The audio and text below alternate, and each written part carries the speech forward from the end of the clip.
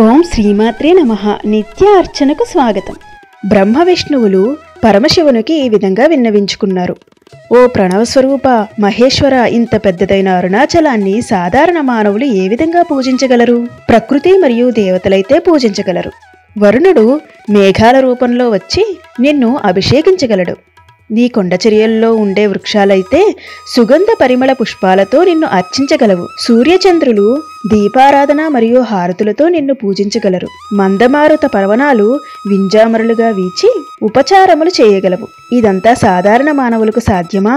అందుచేత ఓ ప్రభు పరమేశ్వర, ఈ అరుణాచలానికి తూర్పున వేదసమ్మతంగా నిన్ను మంత్రాలతో అభిషేకించి పూజించటానికి తేజోలింగంగా అవతరించండి. ఆ శివలింగానికి మేము చేసే పూజలు గైకొని మమ్ము ధన్యులను చేయండి. మమ్మే కాదు, మిమ్మల్ని పూజించే వారందరినీ కరుణించండి. బ్రహ్మ విష్ణువుల అభిమతాన్ని పరమశివుడు మన్నించాడు. తన నుండి మంగళప్రదమైన శివలింగాన్ని కల్పించాడు. బ్రహ్మాది దేవతలకు, మునులకు, గంధర్వులకు, విశ్వకర్మ మున్నగు వారులకు పూజా విధానాన్ని మరియు ఆలయ నిర్మాణాన్ని వివరించాడు. దేవతలందరూ దేవతా శిల్పి అయిన విశ్వకర్మచే ఆ స్వయంభూ తేజోలింగానికి ఆలయాన్ని కట్టించారు. పరమేశ్వరుడు చెప్పిన ప్రకారము బ్రహ్మ విష్ణువులు అష్టదిక్పాలకులు, దేవతలు, సిద్ధపురుషులు, మునీశ్వరులు మున్నగు మహితాత్ములందరూ ఆ తేజోలింగాన్ని పూజించారు.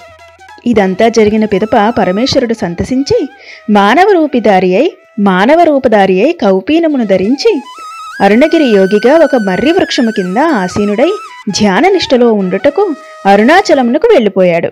ఈ విధంగా సర్వవ్యాపకుడు తేజోస్వరూపుడైన పరమేశ్వరుడు భక్తులు మనసారా పూజించుటకు, అభిషేకించుటకు, ఆరాధించుటకు మరియు వారి పూజలను గైకొని ఆనందించుటకు అరుణాచలముగాను, జ్యోతిర్లింగముగాను, అరుణగిరి యోగిగాను భూమిపై అవతరించాడు. ఇదే అరుణాచలుని అద్వితీయమైన ఆవిర్భావము.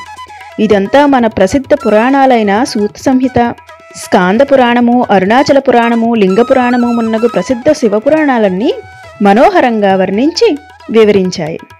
శ్రీమాత్రే నమః.